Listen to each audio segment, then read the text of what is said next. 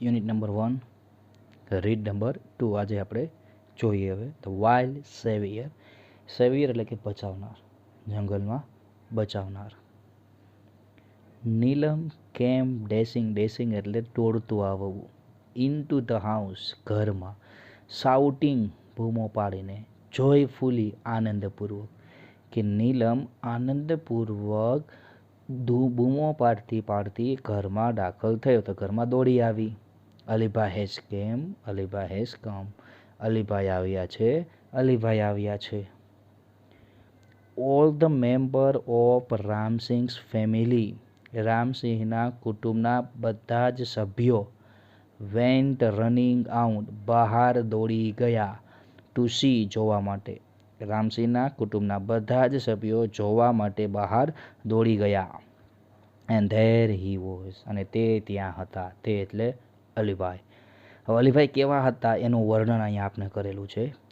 A tall main કે ઊંચો માણસ, વિથ બ્રોડ એટલે પહોળા, શોલ્ડર એટલે ખભા, રેડ ચીક, ચીક એટલે ગાલ, લાલ ગાલ, નોઝ નાક, એન્ડ વેટિસ એટલે ગૌવર્ણો, કોમ્પ્લેક્સ એટલે દેખાવવાળો, અને ગૌવર્ણા દેખાવવાળો. એટલે આખું એવું થાય રામસિંહના કુટુંબના બધા જ સભ્યો જોવા માટે બહાર દોડી ગયા અને ત્યાં એક ઊંચો પહોળા ખભાવાળો, લાલ ગાલ અને નાક અને ગૌવર્ણ દેખાવવાળો વ્યક્તિ હતો.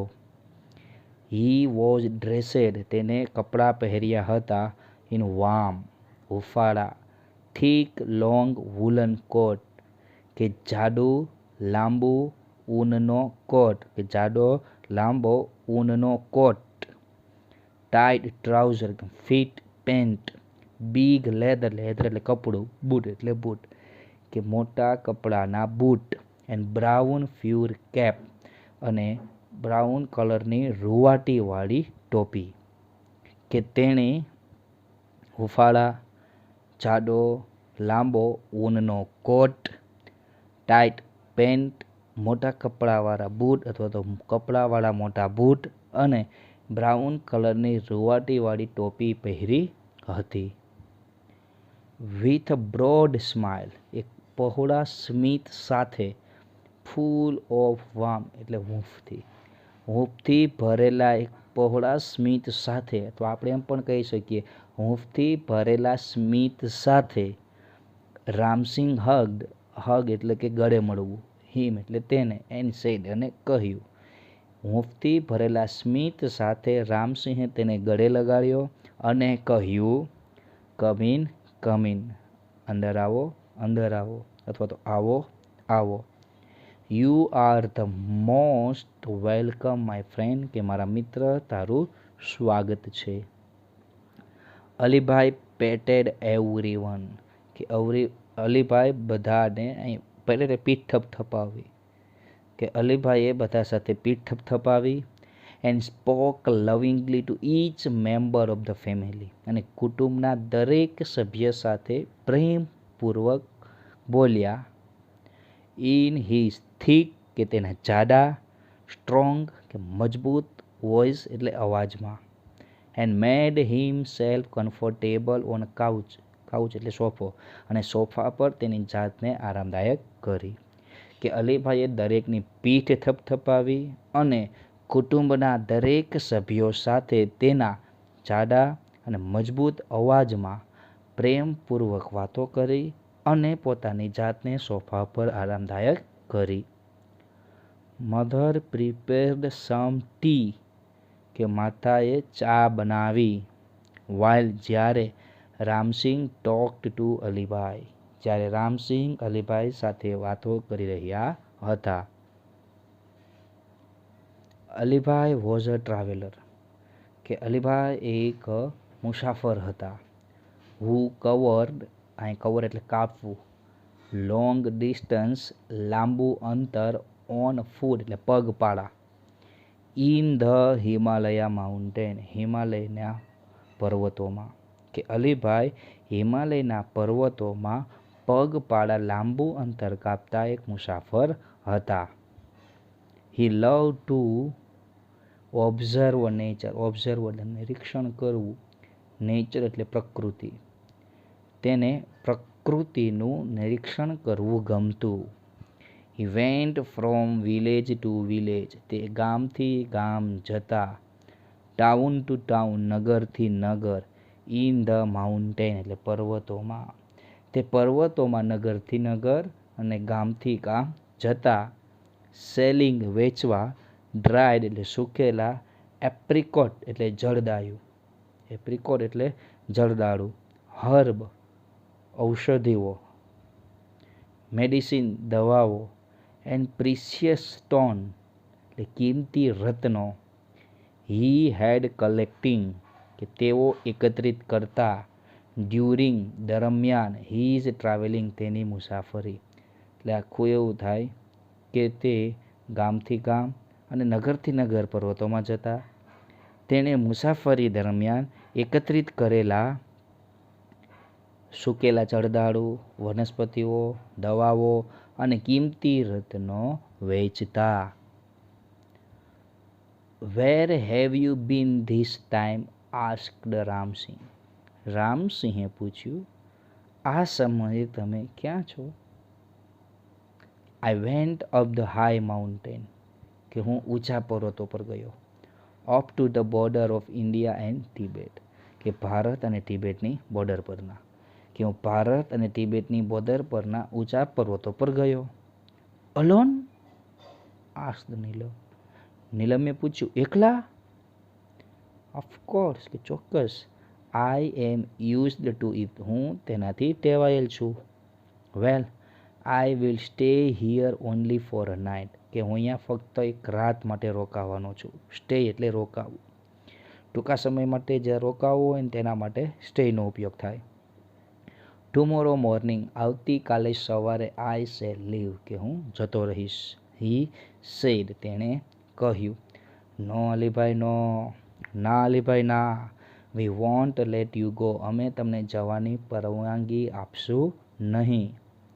You have to tell us your hill story, કે તમારે અમને તમારી પર્વતની વાર્તાઓ કહેવી પડશે. સેડ નીલમ, નીલમે કહ્યું. આફ્ટર લોટ ઓફ ઇન્સિસ્ટન્સ એટલે કે આગ્રહ, ઘણા બધા આગ્રહ પછી. He agree to stay for 2 days, તે 2 દિવસ રોકાવા માટે સહમત થયા.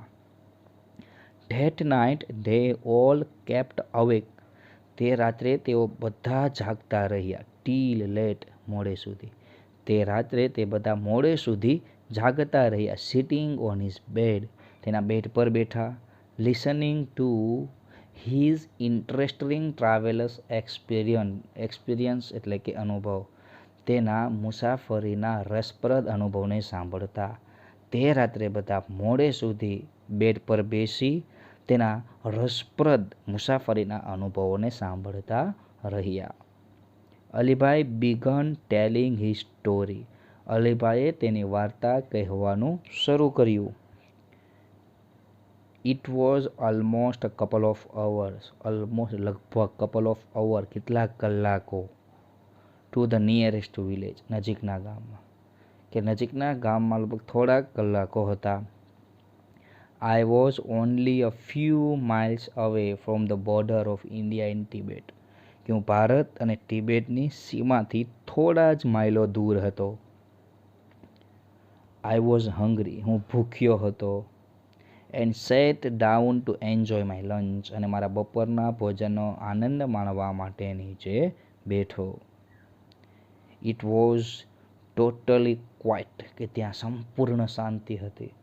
એવરીવેર, દરેક જગ્યાએ. એક્સેપ્ટ, ના સિવાય. સમ બર્ડ્સ ચીપરિંગ, ચીપરિંગ એટલે કે પક્ષીઓનો અવાજ, કેટલાક પક્ષીઓનો અવાજ. સમટાઈમ એટલે ક્યારેક, કે ત્યાં સંપૂર્ણ શાંતિ હતી કેટલાક પક્ષીઓના અવાજને છોડીને. આઈ હેડ હાર્ડલી એટલે ભાગ્યે જ તો મુશ્કેલીથી. હેડ અ ફ્યુ મોરસેલ, મોરસેલ એટલે કે કોળિયો લેવો, મોઢામાં જે મૂકીએ ને આપણે કોળિયો, તે કે મેં ભાગ્યે જ થોડાક, મેં મુશ્કેલીથી થોડાક કોળિયા લીધા હશે. વેન આઈ હર્ડ, કે જ્યારે મેં સાંભળ્યો. સોફ્ટ ફીબેલ ગ્રો, ફીબેલ એટલે એકદમ ધીમો, કે જ્યારે મેં એકદમ ધીમો ઘુરકવાનો, ગ્રોવ એટલે ઘુરકવું, કે ઘુરકવાનો અવાજ સાંભળ્યો, કે જ્યારે મેં મુશ્કેલીથી થોડાક કોડિયા લીધા હશે ત્યારે મેં કંઈક ઘુરકવાનો અવાજ સાંભળ્યો. આઈ વોઝ અલાર્મ, એલાર્મ એટલે ચેતી જવું, કે હું ચેતી ગયો હતો અથવા હું જાગૃત થઈ ગયો હતો. બીકોઝ કારણ કે, ફ્રોમ ધ સાઉન્ડ અવાજ પરથી, આઈ વોઝ શ્યોર ડેટ મને ખાતરી હતી કે, it was nothing but a bear તે રીંછ સિવાય બીજું કંઈ નથી. I quickly closed my tiffin box મેં તરત જ મારું ટિફિન બોક્સ બંધ કર્યું. એન્ડ બેન્ટ લો અને નીચે ઝૂકી ગયો. બેન્ડ એટલે ઝૂકવું. સો ડેટ કે તેથી, ધ સ્મેલ ઓફ ફૂડ કે જેથી ખોરાકની સુગંધ, એન્ડ માય બોડી અને મારા શરીરની, કે જેથી મારા શરીર અને મારા ખોરાકની સુગંધ, were not carried by a stronger breeze. Stronger એટલે તીવ્ર, બ્રીજ એટલે પવન, કે તીવ્ર પવન દ્વારા લઈ જવામાં ન આવે ટુ ધ મોન્સ્ટર એટલે રાક્ષસ સુધી. કે મેં તરત જ મારું ટિફિન બંધ કર્યું અને નીચે સૂઈ ગયો, કે જેથી મારા શરીરની અને ખોરાકની સુગંધ તીવ્ર પવન દ્વારા તે મોન્સ્ટર સુધી ન જાય.